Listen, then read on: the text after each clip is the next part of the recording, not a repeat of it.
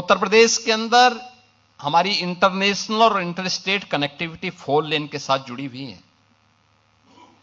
हर जिला मुख्यालय 4 लेन के साथ, तहसील और ब्लॉक मुख्यालय 4 लेन और 2 लेन के साथ हमारी जुड़ी हुई है।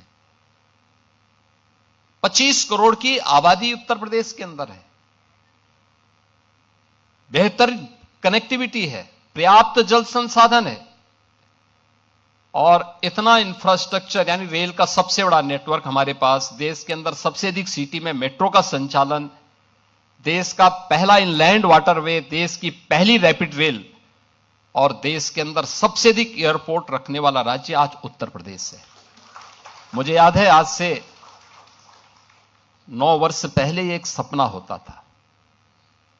मुझे अगर दिल्ली जाना होता था गोरखपुर से, तो मुझे पहले गोरखपुर से लखनऊ आना होता था, लखनऊ से फिर मैं दिल्ली जाता था। गोरखपुर से लखनऊ पहुंचने मुझे 6 घंटे लगते थे और फिर यहां से फ्लाइट पकड़ता था दिल्ली के लिए। आज यूपी की कनेक्टिविटी क्या है? आज कोई लखनऊ से गोरखपुर जाना चाहेगा तो मात्र 3 घंटे में पहुंच सकता है, यानी 6 घंटे की दूरी को 3 घंटे में की गई है। 4 लेन की कनेक्टिविटी से, हाईवे से भी और एक्सप्रेसवे से भी जुड़ा हुआ है। गोरखपुर से एक फ्लाइट चलती थी और वह भी कभी कभी। आज वहां से 14 फ्लाइट चल रही हैं, देश के अलग अलग सिटी के साथ जुड़ी हुई हैं। हमारे वर्तमान में 16 एयरपोर्ट क्रियाशील हैं। उस समय केवल 2 एयरपोर्ट हमारी क्रियाशील थे, 2 आंशिक रूप से थे। आज नए एयरपोर्ट बने हैं, 4 हमारे पास इंटरनेशनल एयरपोर्ट हैं, 5वां international airport Noida international airport इसी महीने हम लोग आदरणीय प्रधानमंत्री जी के कर कमलों से समर्पित करेंगे राष्ट्र को।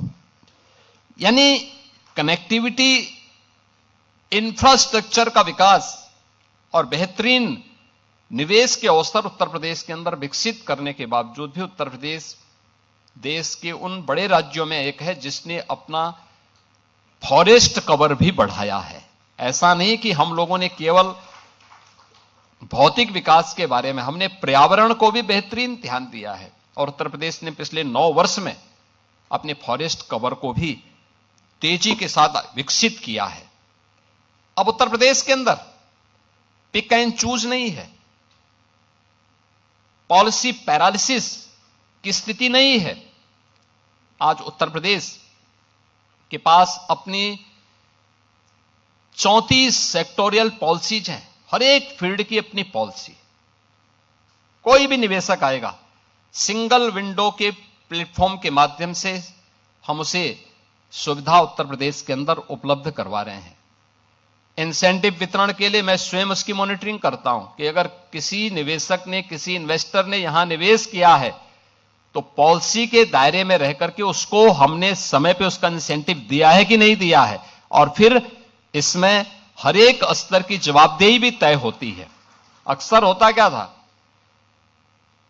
कि सरकारें वायदा तो करती थी, लेकिन देने की जब बात आती थी तो उसमें कुछ न कुछ ऐसे लोगों लगा लेते थे कि वह कभी भी सुलझता नहीं था।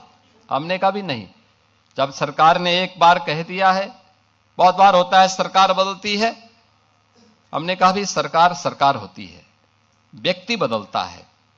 किसी भी सरकार ने कोई पॉलिसी बनाई है उसका पालन करना अगले का दायित्व बनता है।